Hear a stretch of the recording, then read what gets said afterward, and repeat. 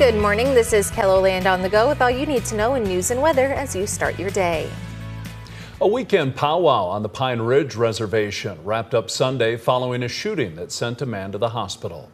Investigators say a 57-year-old man was shot multiple times late Friday night during a fight with another man on the powwow grounds. The man was airlifted to a Rapid City hospital. Authorities have arrested a suspect. All Friday night events were shut down for safety reasons following the shooting, but the powwow resumed Saturday and ended Sunday night. The man involved in a death of a missing man of the Pine Ridge Reservation will spend the next 10 years in federal prison. KELOLAND News has been covering this case since court documents were released in April 2023.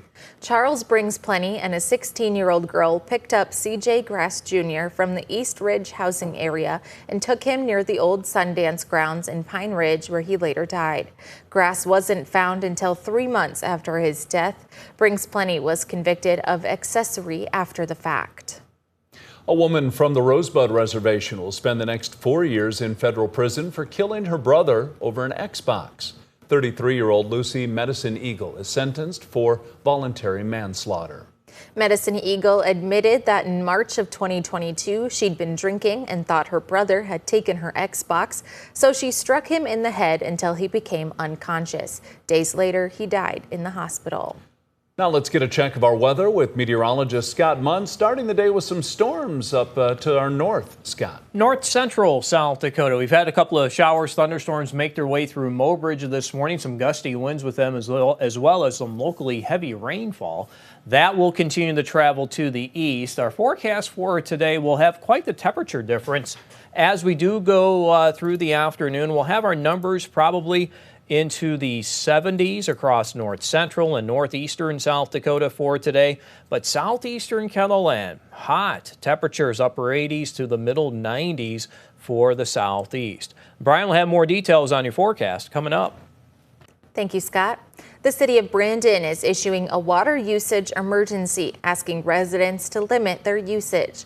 According to the city's post on Facebook, a major equipment failure at the city's water treatment plant is to blame. Watering the lawn will not be allowed until further notice, and restrictions on other water usage is recommended. Residents could expect low water pressure or discoloration of the water. Sioux Falls police are crediting their new recruiting campaign for the highest number of job applications to the department in 2 years. The city hired a private marketing firm to create the campaign to boost the number of officers within the department. One of the goals is getting more women hired as police officers. I think it's important to build us up there because I talk to people differently than I guess a male would every day. I don't know if it's the motherly thing or what it is with the female, but sometimes you go to a call and people just would rather talk to a female. Officer Erin Bertram has been with the Sioux Falls Police Department for 8 years. She's currently a resource officer with George McGovern Middle School.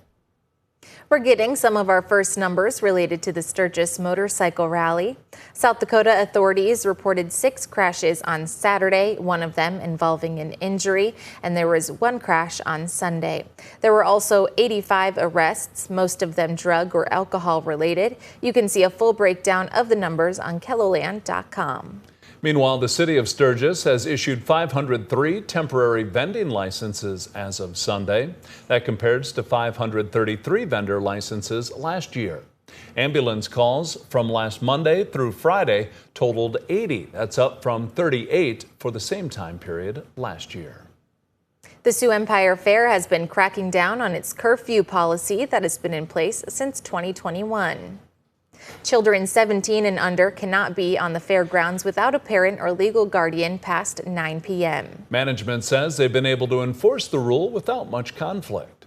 The curfew's been going very well. It's gotten better every year. The kids have been, well, I should say the young people that affect the curfew, they've been voluntarily starting to migrate towards the exits.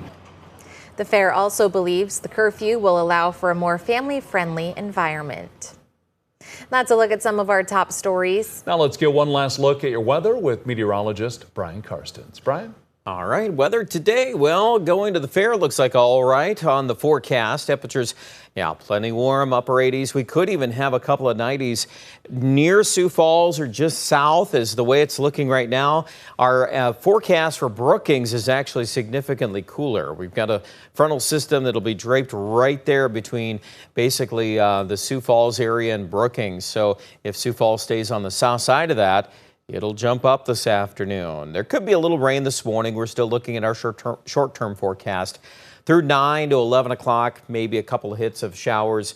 Again, it's 20%. I think that's appropriate given the perspective we have here early this morning. The bigger thunderstorms there in the far northeast, and we've been tracking that. So keep those rain probabilities going a little higher for Sisseton. And eventually, some of these thunderstorms are going to get bigger into central Minnesota. Severe weather will likely break out east of our coverage area by early this evening. Some big storms over towards St. James, Minnesota, and probably New Ulm and Mankato. So if you're heading that direction, make sure you're paying attention to the weather. Overnight tonight, it looks pretty quiet, and then tomorrow, really the best chance of rain tomorrow will regroup in the west. Today's rain chance is 60% in Aberdeen and Mobridge.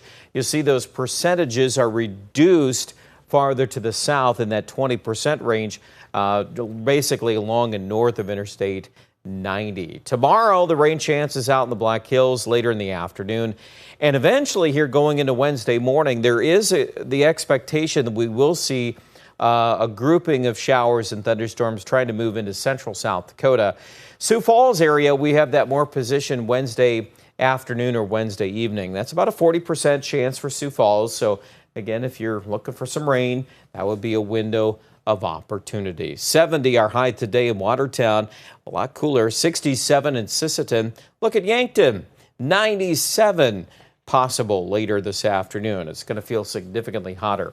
Everybody cools off on the 7-day forecast, mid to upper 70s. Wednesday, Thursday, Friday, and the chance of rain there will occur again by Saturday. Aberdeen, again, a pretty good chance of rain going into Wednesday, and that'll wrap up there early Thursday. Look at that, low to mid 70s. So a break on the heat for sure here in central South Dakota. We'll get into the mid to upper 70s for Thursday and Friday, Saturday as well. Look at the chances of rain, though. We're kind of keeping an active flow here, moving along from the northwest. At least a 30% chance of rain about every day. Rapid City, it looks pretty likely we'll pick up some rain chances Wednesday into Thursday. Even Friday is a 50% chance of rain. Check out more details about that online at KENLOLAND.com.